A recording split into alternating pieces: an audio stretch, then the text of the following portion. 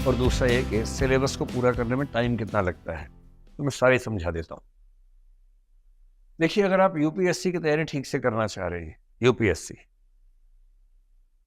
और आपकी बैकग्राउंड ज़्यादा नहीं है, बैकग्राउंड से फ़र्क पड़ता है। जैसे मान लीजिए आपने हिस्ट्री, ज्योग्राफी, पॉलिटिकल साइंस से ग्रेजुएशन किया और गंभीरता से किया, तो आपके लिए यूपीएससी की तैयारी में समय काफ़ी कम हो जाएगा।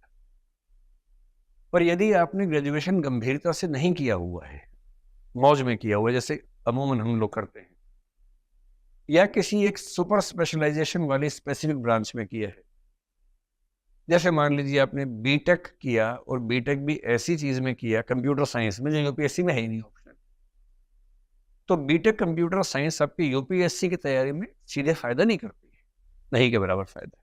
तो अगर आपकी बैकग्राउंड नहीं के बराबर मान ली जाए, तो यूपीएससी का सिलेबस एक बार ठीक से तैयार करने में 1.5 से 2 साल लग जाते हैं, अगर जीरो से हम शुरू करते हैं तो। 1.5 से 2 साल इसलिए कि ऑप्शनल की तैयारी में कुछ महीने लगते हैं, फिर एसए है, पूरा जीएस है, पूरा सीसेट है। अगर आप इंजीनियर हैं और आपका गणित बहुत अच्छा है, तो सीसेट में आपके 2-3 महीने बच जाएंगे, और गणित में भी डब्बा गोल है तो 3 महीने और एक्स्ट्रा हो जाएंगे, सीधी सी बात। तो 1.5 साल से 2 साल चाहिए फर्स्ट राउंड ऑफ प्रिपरेशन के लिए। उसके बाद आपकी रिविजन प्रैक्टिस, जिसमें 6 महीने मेरे ख्याल से कम चाहिए। तो जिस साल आप तैयारी शुरू करेंगे, उसके 2 साल बाद का जो अटेम्प्ट है आप वो दे सकते हैं, क्योंकि आपको उस अटेम्प्ट के दौरान भी 6 महीने मिले जाएंगे। कुछ चीज़ें प्रीलिम्स और मेंस के बीच में भी कर लेंगे हम लोग। तो जो लोग ग्रेजुएशन शुरू कर रहे हैं उनके लिए तो बहुत मुफीद मामला ये है कि ग्रेजुएशन के साथ साथ तैयारी कर लें, ग्रेजुएशन खत्म होते ही एग्जाम दें, क्योंकि कम उम्र में आईएएस, आईपीएस या पीएससी में आने का फायदा ज़्यादा होता है। सिंपल सी बात, अगर मैं आईएएस की बात करूँ, आईएएस बन के आप 5 या 6 साल में कलेक्टर बनते हैं, 9 साल में बड़े जिले में कलेक्टर बनते हैं, 13-14 साल में कमिश्नर बनेंगे, 17 साल की जॉब होने के बाद आप राज्य में सेक्रेटरी या केंद्र में जॉइंट सेक्रेटरी बन जाते हैं। वहां से 10 साल का स्टेग्नेशन है। लगभग 26 साल के आसपास की जॉब होने पर आप बनेंगे एडिशनल सेक्रेटरी, जो यहाँ पर एसीएस होता है राज्य में। और एसीएस बनने में या एडिशनल सेक्रेटरी बनने के लिए जरूरी होता है कि आपके पास पर्याप्त जॉब बची हुई हो। लगभग 30वें साल में आपको सेक्रेटरी बनने का ऑप्शन मिलता है केंद्र में। सेक्रेटरी का मतलब पूरी मिनिस्ट्री का ब्यूरोक्रेटिक हेड, जो बहुत बड़ा पद है। और आईएएस बनने में मजा उसी पद में है बेसिकली। और सेक्रेटरी बनने की शर्त क्या है? सेक्रेटरी के लिए एम्पैनलमेंट उसी का होगा जिसके पास कम से कम 2 साल की सर्विस बची हुई है। मोटी सी बात, जिस दिन आप सर्विस में जाएं, यदि आपके पास कम से कम 33-34 साल की सर्विस नहीं है, तो आप सेक्रेटरी पद का सुख आमतौर पर नहीं उठा पाएंगे। और सेक्रेटरी बने और बनते रिटायर हो गए, उसमें क्या मजा है? बन के 3-4 साल रहना भी चाहिए। तो मजा तब है जब आपके पास कम से कम 36 साल की सर्विस हाथ में हो। 60 में रिटायर हो जाते हैं, तो 24 साल में अगर आप सिविल सर्वेंट बन गए हैं, तो आप इस नौकरी का वो अधिकतम सुख उठा पाएंगे जो जिसके लिए लोग जाना चाहते हैं। और अगर आप अच्छा काम करते हैं तो क्या है कि सेक्रेटरी बनेंगे, पर यदि आप काम ठीक कर रहे हैं तो आपके रिटायरमेंट से पहले आपको एक्सटेंशन 2-3 साल का मिल सकता है। फिर आप 62 तक, 63 तक काम करेंगे। उसमें भी जब रिटायर होने वाले भी 63 में एक दिन पहले सरकार क्या करेगी? आपको यूपीएससी के मेंबर बना देगी, 2 साल और मिल गए, या सीएजी बना दिया, कोई ऐसा पद जिसमें 65 साल तक रिटायरमेंट होती है।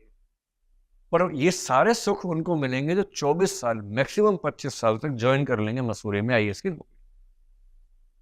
इसलिए मैं आज के लिए कहने लगा हूं कि ग्रेजुएशन में अगर संभव है तो फर्स्ट ईयर के एंड के पार्ट से, नहीं तो सेकेंड ईयर की शुरुआत से सीरियस प्रिपरेशन शुरू कर देनी चाहिए।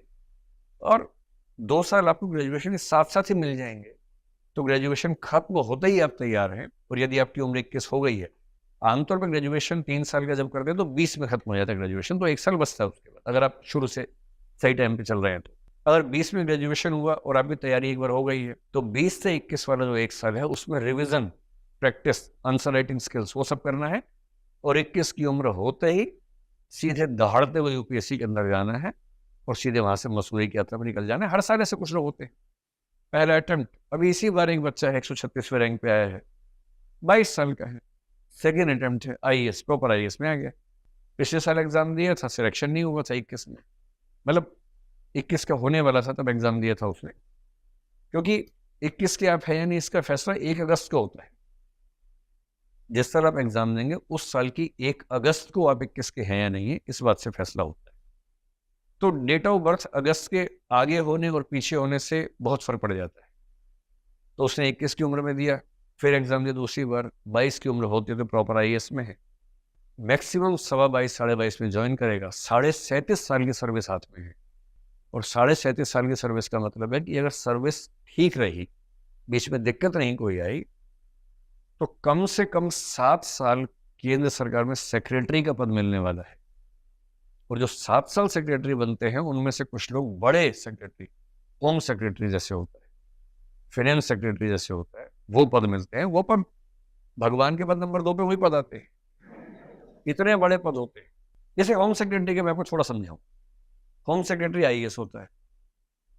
अब उसका काम है पूरे देश की कानून व्यवस्था का ध्यान रखना। एक फोर्स का नाम है सीआरपीएफ, आपने सुना होगा। सीआरपीएफ का जो डायरेक्टर होगा, डीजीपी होगा, हेड होगा, वो आईपीएस होगा। सीआईएसएफ उसका हेड आईपीएस होगा, बीएसएफ उसका हेड आईपीएस होगा, एसएसबी उसका हेड आईपीएस होगा, सीबीआई उसका हेड आईपीएस होगा, एनआईए उसका हेड आईपीएस होगा, आईबी उसका हेड आईपीएस होगा। इन सब का हेड होम सेक्रेटरी है। आप वो रैंक समझिए मैं जिसकी बात कर रहा हूं। जो व्यक्ति इन सारी ऑर्गेनाइजेशंस की रिपोर्टिंग लेता हो और इन सब के माध्यम से इंश्योर करता हो कि देश सुरक्षित रहे, ये पद ऐसे नहीं मिल जाता है। इस पद के लिए कम से कम 35-36 साल की सर्विस हाथ में होनी चाहिए, और वो तभी है जब 24 साल तक आप सर्विस के अंदर चले जाए, मसूदे की यात्रा अपनी कर जाए। इसलिए अगर आपकी ग्रेजुएशन चल रही है, आपने बताया था ना, तो ग्रेजुएशन के साथ में थोड़ी सी मेहनत कर लेंगी तो अच्छा रहेगा।